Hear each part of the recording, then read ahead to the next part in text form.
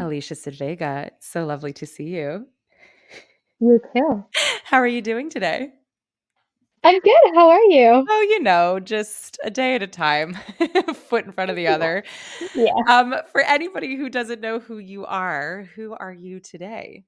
Yeah, so I'm Alicia, as you said. I am an international student in the US. I am a graduate student in psychology right now at the New School for Social Research and also working at the Trauma and Global Mental Health Lab, which I'm sure we'll talk about a lot of that we do there. But something more about me is I studied performing arts and international studies and public health at Sarah Lawrence. So I'm a liberal arts kid, but also theater kid for a really long time. So yeah, that's just a bit about what's gotten me here today. And you hail from where? So I'm from Spain Mhm. originally. I was born in a town outside of Madrid and then grew up also in another town outside of Madrid until I was like 18, which is when I first came to the US. Mhm. And what made you decide to come here? Good question. Um, well, I grew up doing ballet and theater had always been part of what I wanted to do in the future. And in particular, just thinking about musical theater that could join like Mhm. the dancing that I had done, the acting and theater part, and also the music. My dad is a flamenco guitarist, so Oh, music, cool. yeah, music was just part of my existence my whole life. So musical theater was very appealing to me. And something I just found really, really hard to do where I was is um, people taking my career seriously and finding programs that would not only allow me to train and develop as an artist, but also integrate that into my life in a healthy way. So I really thought that a country like the US, where, and a space like New York, where like theater was like so vibrant, would allow me to find some programs that I could develop myself as an artist more. So that was really the main goal coming to the US to do a theater program. And actually, first time I came here was to do a high school program at Northwestern Okay. University over the summer.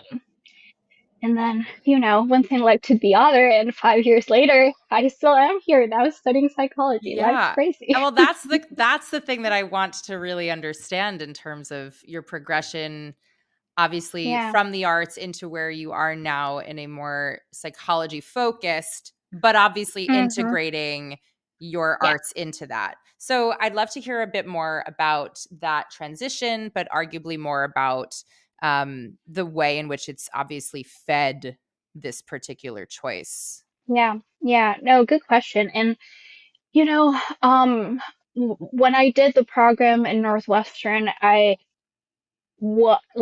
just wanted to do a conservatory program Mhm. for college after I graduated. I just wanted to stay in the US to be able to not have to travel for auditions, not have to also carry the burden of the cost of doing that because that was pre-pandemic, like way Mhm. pre-pandemic. So like no one was doing auditions online. That was not an accessibility accommodation that was available, not even for international students who were like across the ocean. So I stayed in the US for I got a scholarship to stay for my senior year of high school, also as a way to like try to do that audition process a bit easier.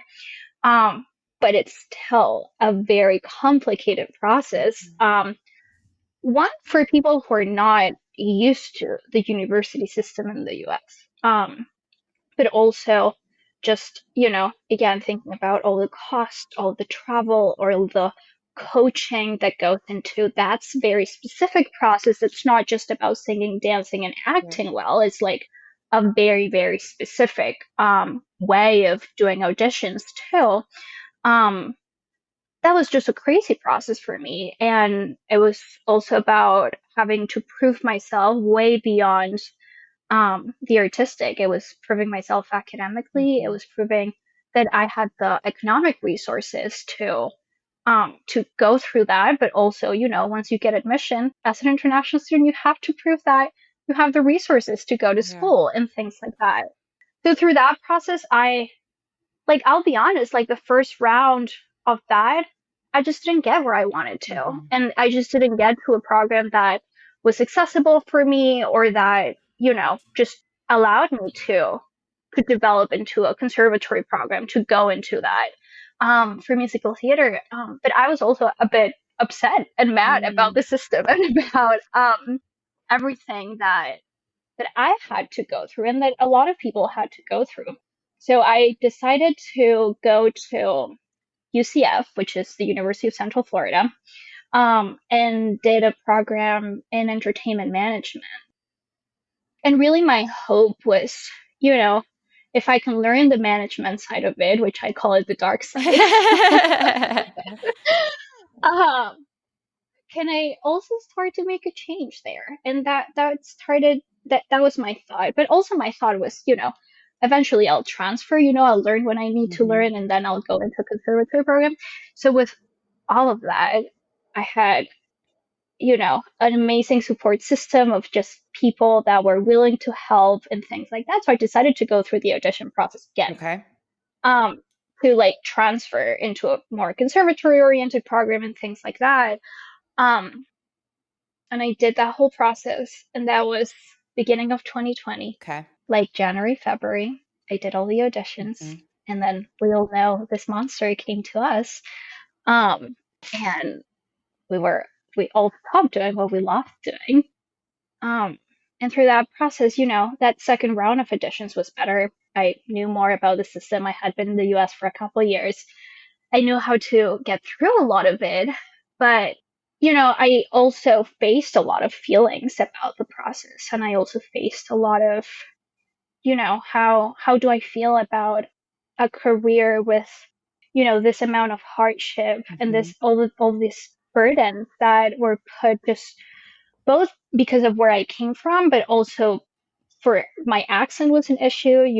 The some aspects of my dance technique were in the way it was like supposed to be here. Like there was so many like steps and burdens toward me going into a performing career that it wasn't for me. It wasn't about, oh, I don't want to do this because I don't love it. Is how can I work for the experience of others to be different than the experience I, Mhm. and for future generations of artists and for young artists to be able to come into spaces around the world to be who they are, what they're coming with as their art, as their technique, and be and find an open space for Yeah. that and find a welcoming space for that. So that's when I started to think about mental health, Okay. and not just mental health, but well-being. Yeah.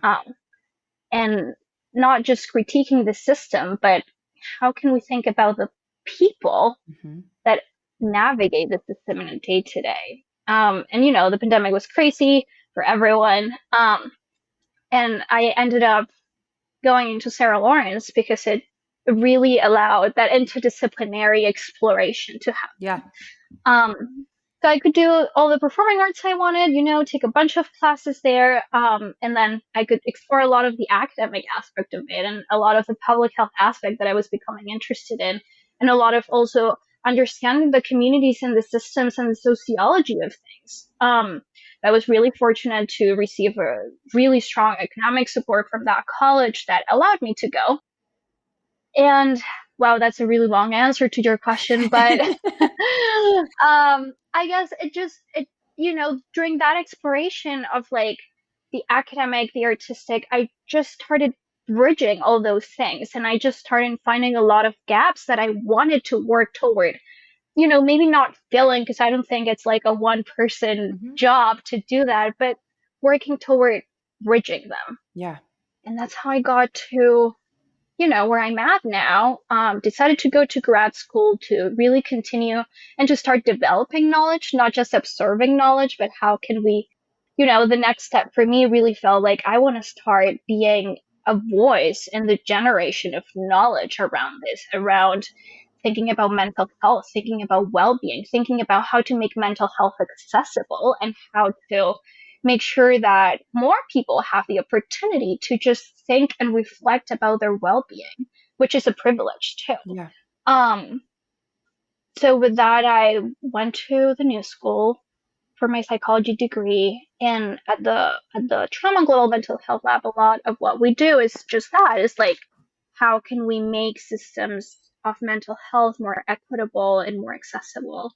Um, and of course, like one of my main focuses of my research, of the work I want to do and that I'm doing, is how can we bring all of that we're learning in context of humanitarian crisis, context in which there's really no capacity in terms of mental health specialists, to other contexts in which, all those approaches are also needed, like the arts. That's where I'm at. That's where I got to today. Yeah. Crazy Thank journey. you. No, thank you for taking us on that journey. Yeah.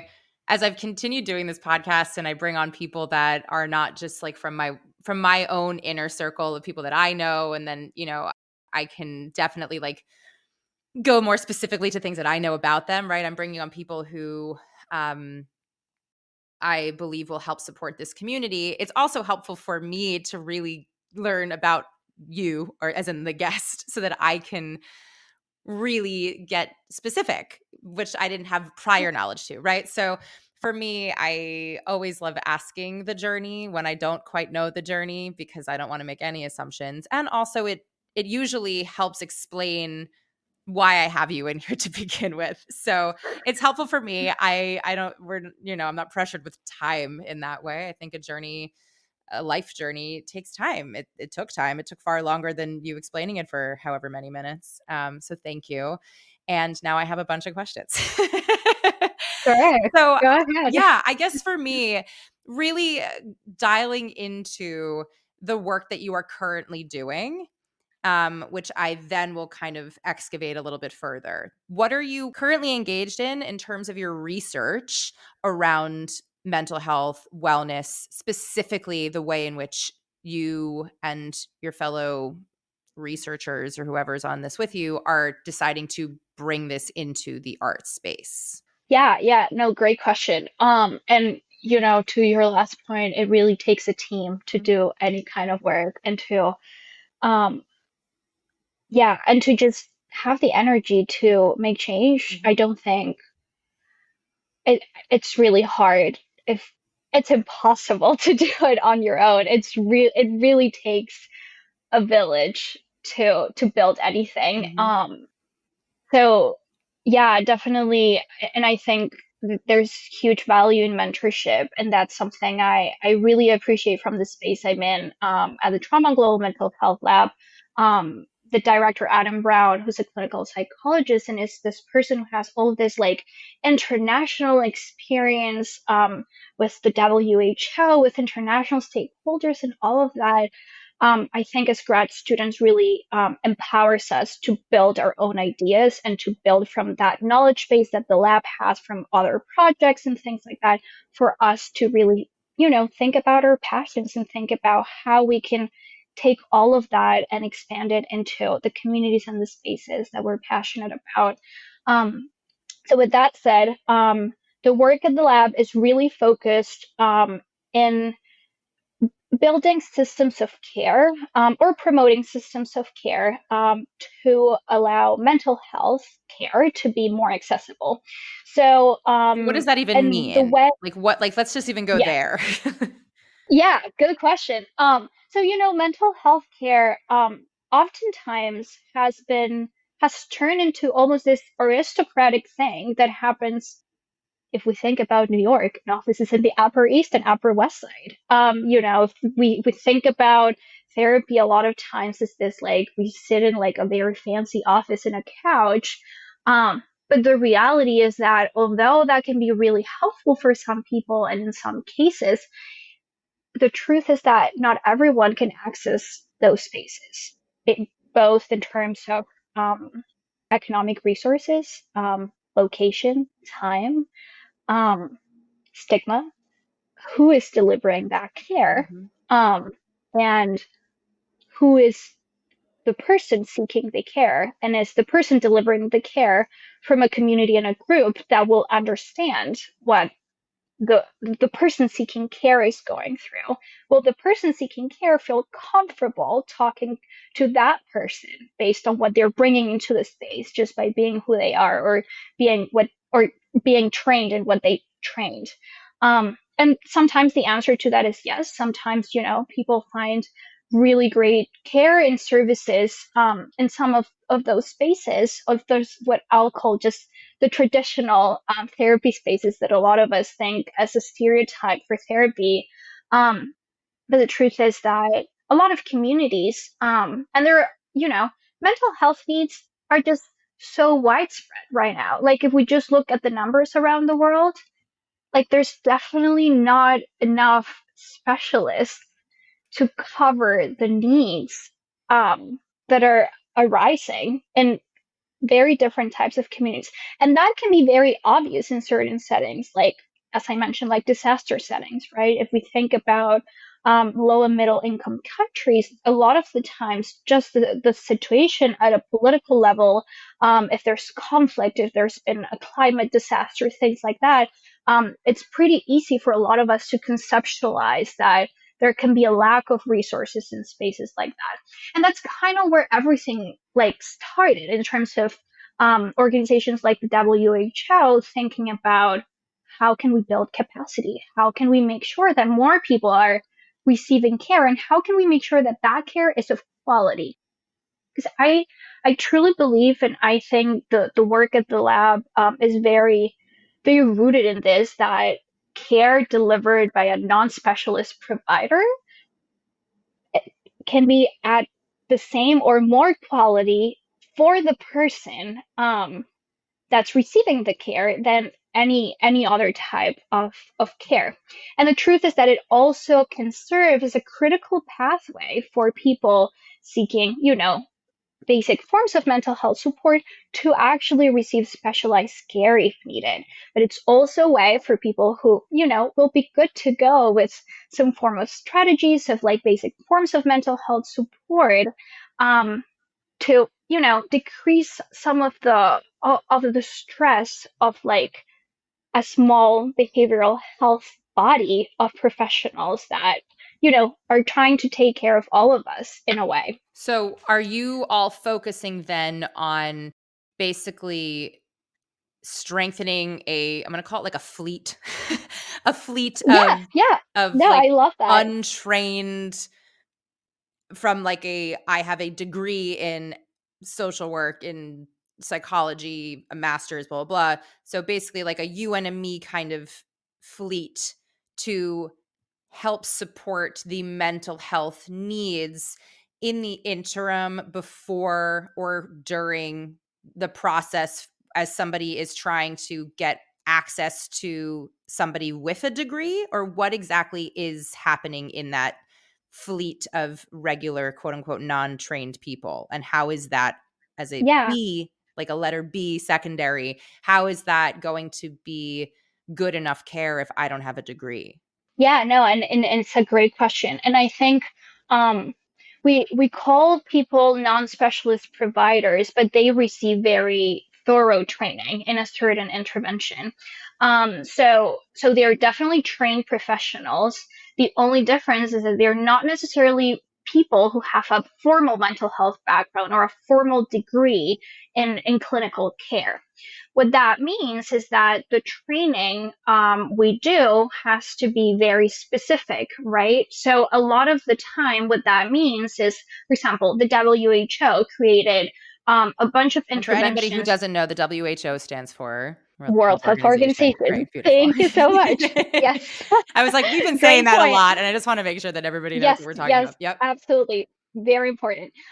So the WHO, World Health Organization, developed a series of interventions or programs for basic forms of mental health support to decrease common mental health problems, or to ease common mental health problems that a lot of people can experience when they face adversity. And those can be, from feeling symptoms of anxiety, depression, even substance use, or just understanding some of the coping mechanisms that go into individuals facing adversity.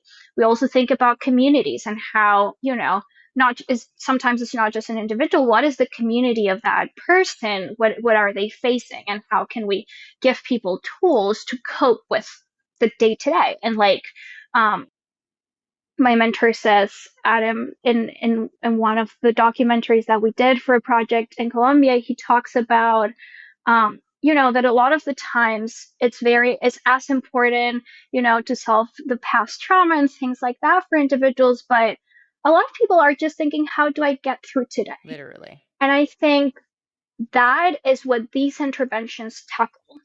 And it doesn't mean that there can't be other forms of tackling problems, but really allowing people to have strategies and facilitating those strategies to facilitate their day to day, to like, how do I make sure that I can get through the day? How can I make sure that I have the strategies to have a good night's sleep, to like cope with my finances, to cope with my mom who's yelling at me at the phone, to just, cope with the day to day stressors.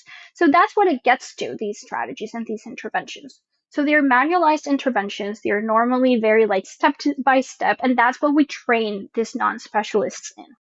And, for example, one of them is like Problem Management Plus, which is something we do a lot at the lab. And that is just a 5-session intervention which goes through different, strategies. And we teach the client, which we never call patients, people engaging in these programs, because we also want to make sure it's very different from therapy. It's very different from treatment in itself. And to your point, it's not, some people, it will be a stepping stone toward receiving specialized treatment from a psychologist, a social worker, a psychiatrist. But for other people, a program like this, just getting strategies to get through those day-to-day problems, to decrease stress, to improve, those feelings of hopelessness, things that people can experience. Sometimes just that is enough for someone to keep going and they don't need anything else. For other people, it can be a very good stepping stone into finding that specialized care through the support of what we call a helper, who's So delivering the this fleet intervention. that I was referring to The would fleet be is said helpers. helpers. Okay. Got Yes, it. So what correct. you're doing in this lab, or the work that you are specializing in Hmm. currently, is making a larger slew of helpers who are that Yeah. beginning stage for humans, more specifically Hmm. artists, to come Yeah. and get these tools to basically allow them to get through their day. And then, in Yeah. theory, assist them with finding somebody who is actually trained at a formalized degree level if they need additional support. Am I understanding this correctly? Yeah, yeah, absolutely. And the artist component is what I'm starting to introduce. And when I was referring to, when I mentioned, we learn a lot from humanitarian settings because a lot of these came from those settings. And how can we start translating those into other communities who may also benefit from from an intervention like this, from a program like this, right? And I think the big benefit for artists that I see as someone who has gone through that training process, you know, the truth is that most of us will most likely turn to a peer, to a friend, to someone that we trust before we ever go into trying to find a therapist, going to an emergency room, things like that. Um, and I think something really important, and I think community is a really big part of being an artist. And I think that's a huge asset in like artist communities. Just being able to be part of a group and to know that that community can be there for you with your castmates, with just people around you. So how do we make sure that with the unique stressors too, and with the unique experiences that performers face, um, that we are also ready to support each other and not just from compassion, which is fantastic, empathy, and all those things that are super important. But, if I have a fellow dancer come to me feeling, like they're not enough, what if I can actually provide with a tool, that they can try to maybe feel a bit better when they come back at home, right? Or if I have someone who's like, experiencing a lot of stress from like having to learn all the lines, for like, having to perform and like having schoolwork and having all these things, and maybe also having to take care of someone at home, all these things, because like artists are human too, Mhm. we not only have the Correct. stress of like training or performing, but also life happens. So what if, the people that we reach out to also can provide tools, and what it can, if they can refer to a program that is led by fellow artists, that they can, are actually trained in, delivering a specific intervention that is a basic form of mental health support, and that are also trained in identifying risk and identifying when things are getting bad, and that they can also help you refer, go to specialized care. And how can we make sure that we have referrals for specialized care tailored for artists? Mhm. Because that's what I've heard too a lot.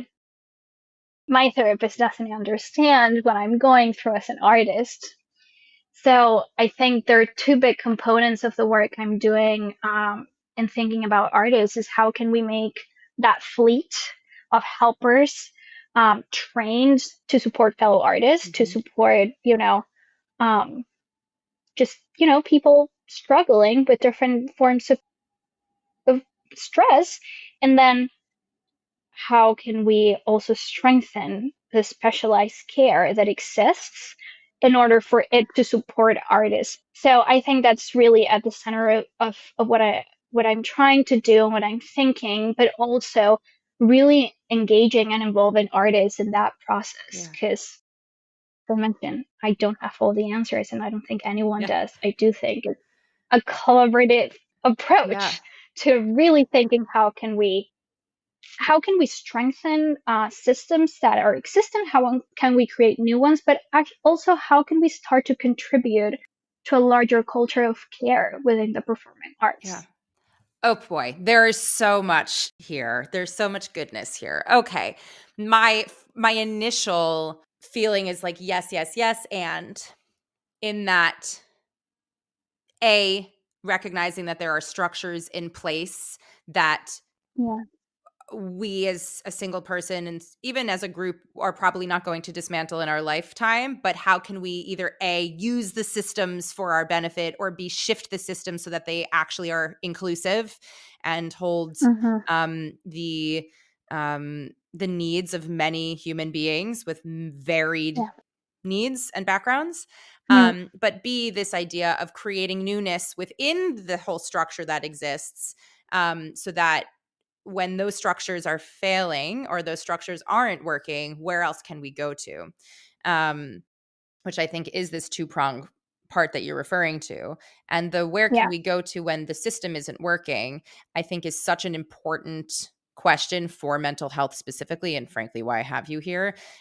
Because I the amount of artists that I know of, and specifically, I would wager younger ones who are entering yeah, into this, who hmm, are finally perhaps now on their own financially, or who are really yeah, beginning to um, cultivate a fuller life as an individual without, yeah, people helping them or whatever it is. There is a level of isolation that initially comes, and there's yeah, certainly a level of adulting that comes really quickly that we're not prepared for. Um, it's no one's to blame, minus the fact that, again, the system is in place and it's not helping us. Um, and yeah, so all these artists are thrown into life without a support system. And you said, yeah, it's like you can go to your community and hopefully the community is able to uplift you and support you, but we don't necessarily have the tangible tools to actually make the change. And so, this idea of yeah, creating this fleet of helpers, so that people have the tools themselves to be able to actually use to incrementally or macroly, if that's a word, get the support that they need is imperative. yeah, I guess my main question now then is, why don't we just train people generally to help themselves? Is it because it's harder to look inward and we are better at helping others? Or is it that you believe that the structure needs to have I come to you for support and then you hold that for me? So I think it could be both. I mean, and I also think that I think there are a few layers to that, but I think one of them is, as I mentioned, I think it's an inherent human impulse to say so, that we seek others for support, Mhm. that we try to find, and at a science level, just let's just talk science for a second. We're social beings. We need social support. Social support is a key part our of our basic triangle of health needs, right? So I think that training others is a way of also strengthening social support, which is also one of the strategies that we work on in some of the interventions. And then I think the other part is that training also provides strategies for oneself. Mhm. So there's been a body of research, a ton of it, that looks at psychoeducation too as a tool for one's well-being. So a lot of times, if someone can understand that they're racing heartbeat, that feeling like you're sweating, that feeling shallow breath, things like that are common reactions to stress. That is your nervous system, which is just the system that goes off when there's, danger or your body feels stress. If one can understand that those are common reactions, the first thing that it decreases is fear to have those reactions, because your body's trying to protect you. It increases self compassion. Mhm. My body's not turning against me, my body's trying to protect me, and that already is one stepping stone toward bringing calm again to one's system. So there's that aspect too. And I think these interventions, these training, which by the way, I don't know if I mentioned it, but this approach, we just call it task sharing because we share tasks. It's not about, just reinventing the whole thing. Is how can we just make sure that we can share different things, and that people with certain amount of training can get some maybe of the less risky tasks in terms of like just providing basic forms of mental health support. And then that way specialists can really focus on people who have needs that need more specialized care. So with that, a lot of these interventions teach very specific strategies.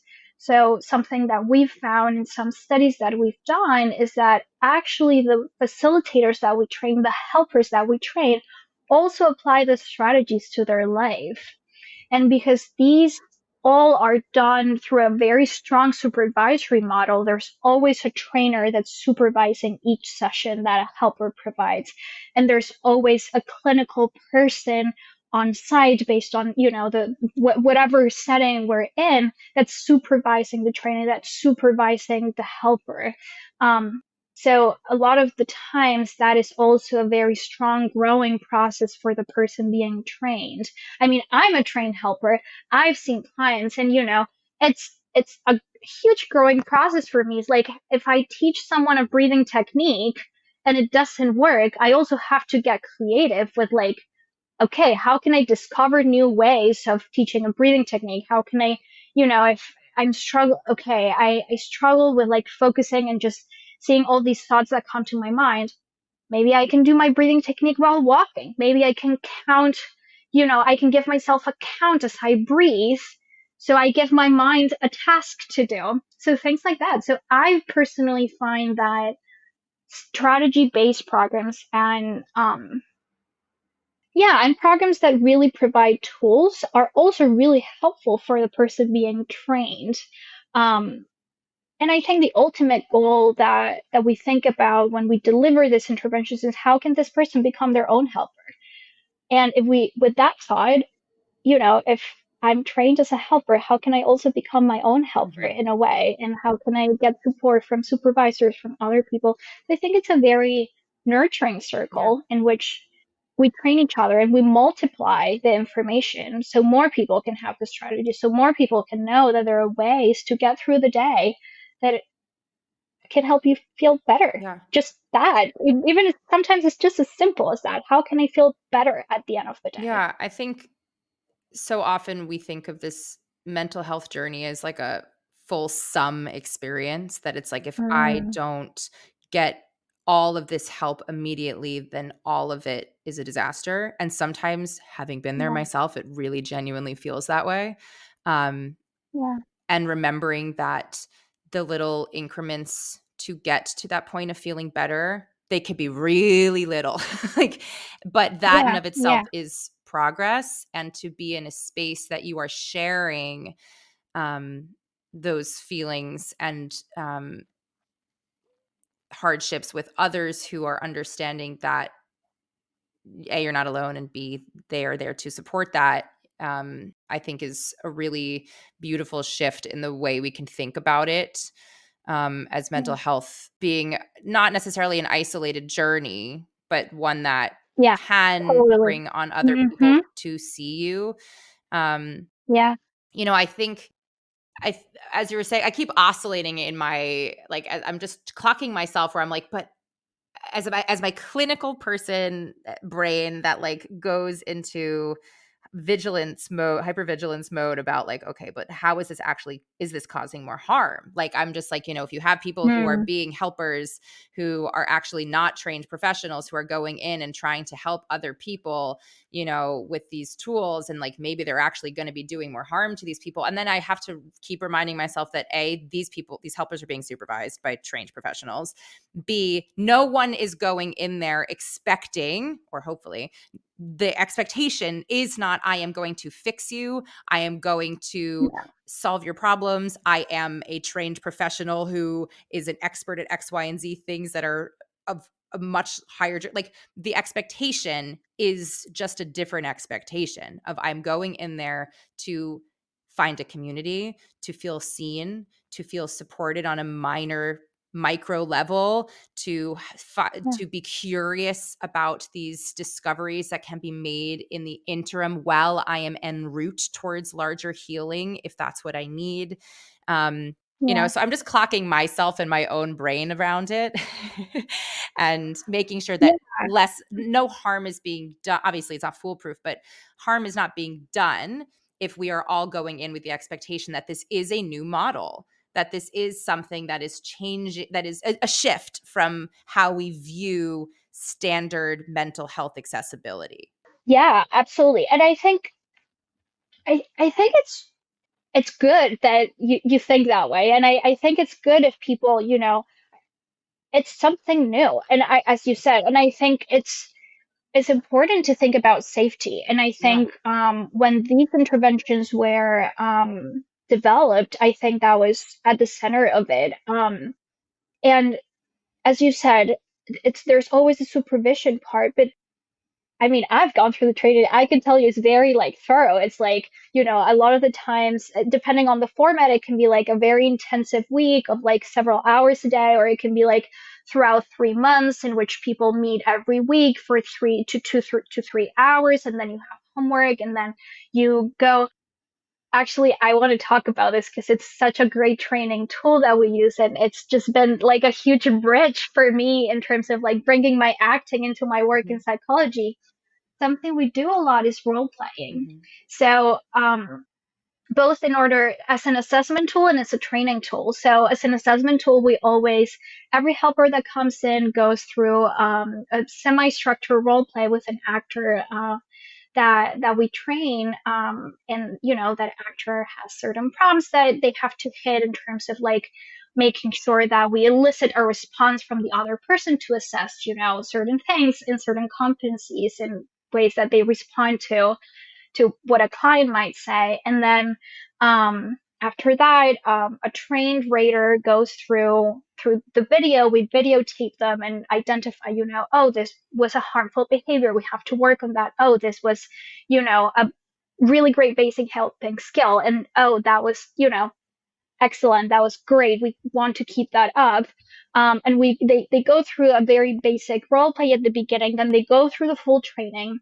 And finally, they do again the role play. They do that introductory role play as well as do a role play for role playing some of the sessions that they would be doing, teaching some of the strategies and things like that. And by the way, this is the structure for the problem management plus program that I mentioned earlier. Different programs may have different structures, but this is what we mostly do at the lab. So the truth is that also throughout training, we pair helpers with each other to role play the sessions, to actually, one person puts themselves in the role of the client and, raises like questions, issues, I'm going through this and that and all of that.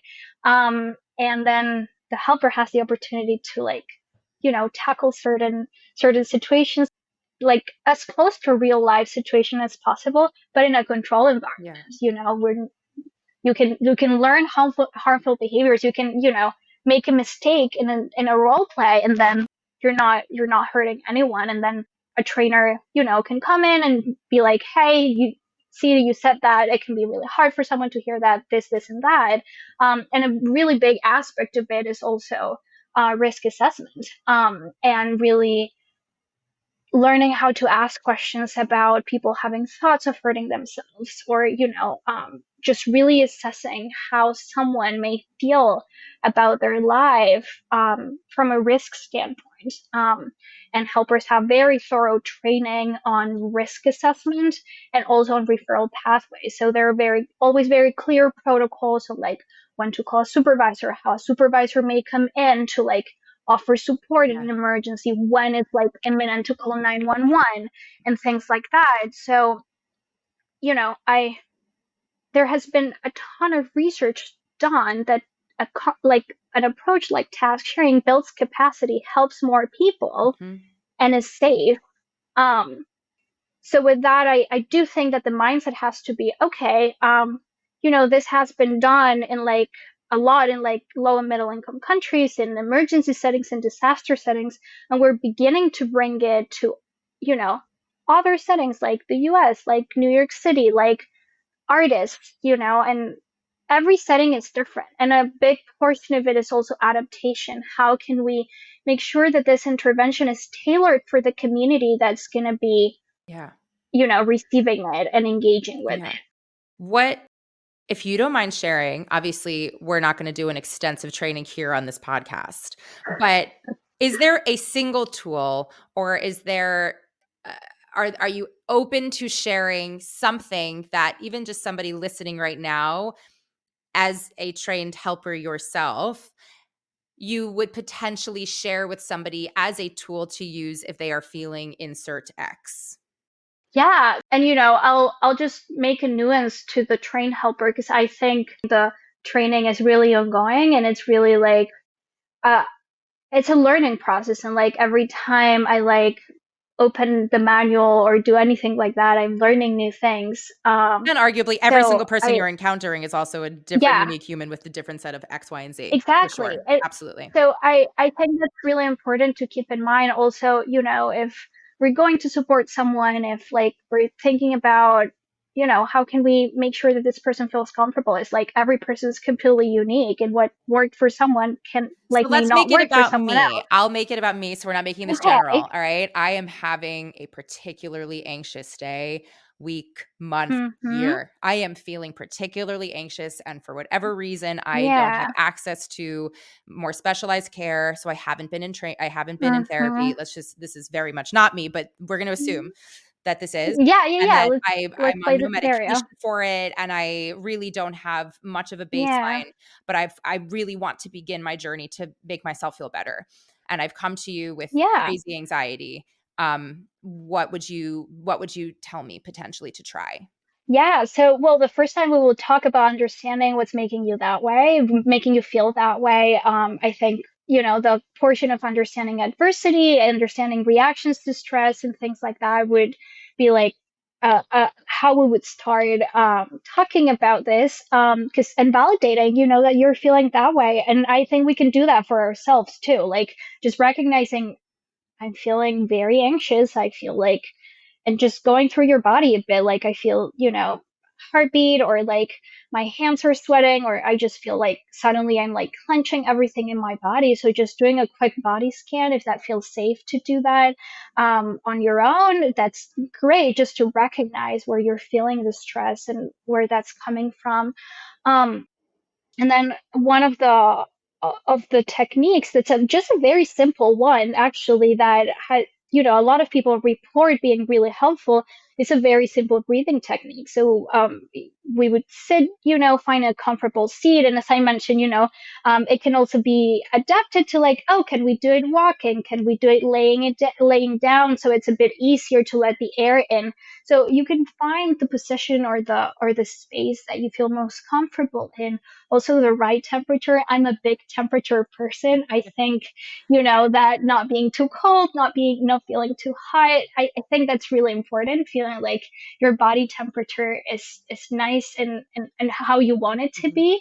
And then you can just start closing your eyes and thinking a bit about where you're feeling your breath. And a lot of times, if we're feeling stressed, it may be really up here. So just noticing that and being compassionate with ourselves that that's where we're at today and in that moment. And from there, we would, just like start thinking about how we can deepen that breath and slowing it down. We in Problem Management Plus, we think about a balloon in our stomach that expands as we breathe in and collapses as we breathe out. So that imagery tends to be really helpful. So it's just not about our body. It's this like thing that we think about. And I think something really important to calming stress is giving our mind a task. Our mind is like the wanderer, Mhm. like Yeah. that's just its job. So if we give it a very clear image, a very clear task, that will help us bring it to the present moment. So thinking about that balloon that expands and collapses, and just not giving it too much thought in terms of how fast, how much it inflates, just knowing that that's happening naturally. And then slowly we would try to like make sure that balloon, we can start slowing it down as much as possible. And then we would introduce the counting. So we would count to 3 in the inhale and to 3 in the exhale. We would try every round to make it a bit slower, just again to make sure that we're regulating the nervous system and that we're bringing down the stress for a bit. So that's just something that we can do anywhere Mhm. that we're at. It can be at home, it can be, in the subway, it can be anywhere that we feel safe to do so, and that we can take a second to just, notice that our body is breathing by itself, and then give it a bit of a tool to just feel, that it can slow down, that it can allow that we can help our body feel a bit more relaxed and find that sense of Yeah. ease. So that's one thing that helps a lot with feelings of anxiety and Yeah. stress. Thank you for walking us through that. I know for myself, when I hear, you know, a version of what you're talking about, it's like, oh, yeah, I do this with my clients in terms of the body scan. Or, when I was in grad school, the Mhm. amount of breath work that we did was exhausting. And often, I could take it for granted that I know this and forget that so many people don't. And or some people do Yeah, and just need the reminder. And I think it's helpful to be reminded of these basic tools and just kind of come down to the foundation, especially when things are really overwhelming and it's kind of hard to see through all of it, and know that we inherently have these tools at our disposal yeah, within our own bodies. Thank you for walking us through that. I'm curious how, if somebody were interested in this model, and that they were interested in joining this gorgeous fleet of helpers, and they A, live in New York, and then B, if they don't, how that all works, if I wanted to be a part of it and if I wanted to be a part of it as a client on both sides. yeah. I mentioned a lot about Problem Management Plus and all these strategies and like this larger manualized interventions that we have. It's something that we do a lot in the lab, and that I'm actually gonna start running a small study. Is a training in psychological first aid. So that is a bit different from mental health first aid, but psychological first aid, it's really about how to like contain a situation or someone who is in distress. And the 3 principles are look, listen, and link, which is just a very simple way of understanding what, distress may look like in someone, in ourselves. Because something I really love about psychological first aid is that everything we learn for someone else, we think about it for ourselves too.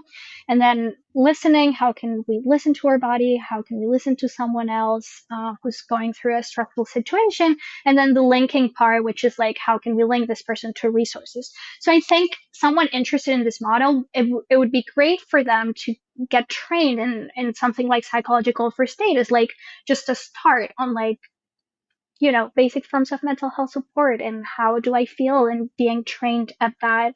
Um, so specifically for artists, unfortunately there isn't a lot, so that's what I'm trying to do, Yeah. like sort of like expand this space and make it accessible and tailored for artists.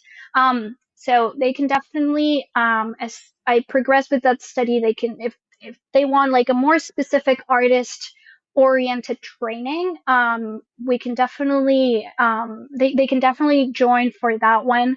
And my hope is that as we expand that and as we collect more data and evidence that this works and how to make it better every time and how to make it more tailored and safer and all of that, I'm hoping to expand those opportunities. But overall, there are a ton of psychological first aid trainings. The National Childhood Traumatic Stress Network offers asynchronous ones, so you can watch different videos. You'll go through different like quizzes and things like that. There's, I think, like sort of like a forum to like ask questions, so you can get trained, even if you don't have a Hmm. lot of time, in like small increments, things like that. And then there are other institutions that also offer training in psychological first aid. So I think that could be a really great way to start. And then from there, um, a lot of these task sharing models are very new. So a lot of it is research. And a lot of it is like research studies that you can participate as a participant helper, in which you may be trained. And we would also collect data from like, how are you learning? Are you liking it? Are you not? What are you struggling with? Things like that. So finding those studies that I hope they expand and we have more of them. Right now, we're just doing one with community-based organizations in New York City, called Recoup New York. So, if someone listening to this podcast is like someone in a community-based organization, and they would like to bring these trainings into community-based organizations, they can reach out for that. But, beyond that, I think it's a really new model that hopefully will expand more, and it will be more accessible for people to be trained in this. But for sure, I would start with something like psychological first aid in terms of the training aspect. In terms of seeking help, of course, I'll preface this by, if someone is experiencing, really serious thoughts of hurting themselves or just feeling that they can't cope with what they're going through in the moment, there's always crisis lines that you should reach out to. Like 998 is a great one. The LifeNet line is another great one. And Jennifer, I'm sure we can put some of Hmm. In those the show in the notes. Yeah. description of this. Yeah, so people have access to those. And of course, emergency 911.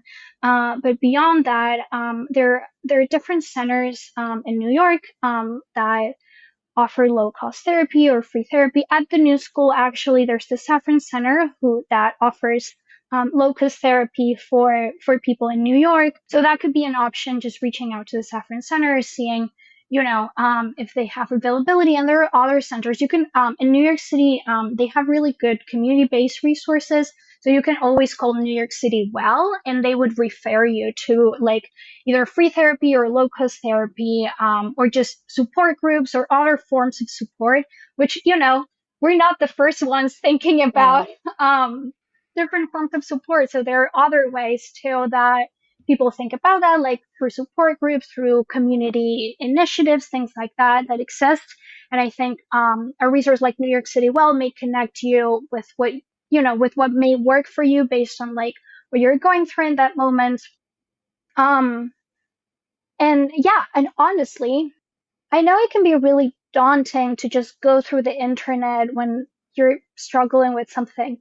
But something I've learned from my engineering sister and partner, because they are like these software nerds, is that if you just, with a lot of love, but that's the Yeah. truth, if they just go, sometimes if you just put online exactly what you're looking for, a lot of the times you may get really quickly resources. So the internet has a dark side, but it also is really helpful for finding resources really quickly.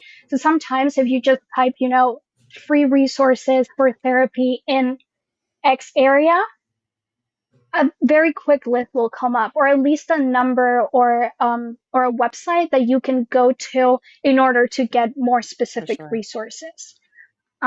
So I know again that's sometimes it can be like that's so silly, but sometimes those very silly things, those very small things, we just need to be reminded of that are available to us, that we already have the tools, that no one needs to come to teach them to us. Sometimes it's just about reminding that we know that we can do this, that we know that we have those tools and that they exist and that we can feel better through them. Yeah. First of all, thank you for all of those resources. We will put them in the show notes so that people have access to them. Um, Yeah.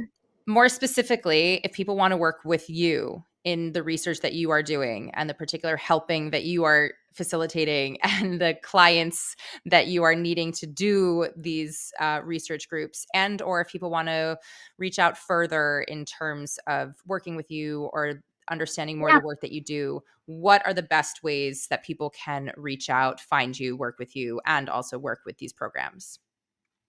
Yeah, absolutely. So email, I'm always on my email. So you can definitely, we can put it also in the show notes, for people to reach out to. And, if people are interested in mental health and artists, I would definitely encourage you to like reach out to me because I'm in also early stages of developing this idea of thinking about how can we bring systems of care to be more accessible in terms of mental health. How can we build that culture from the inside?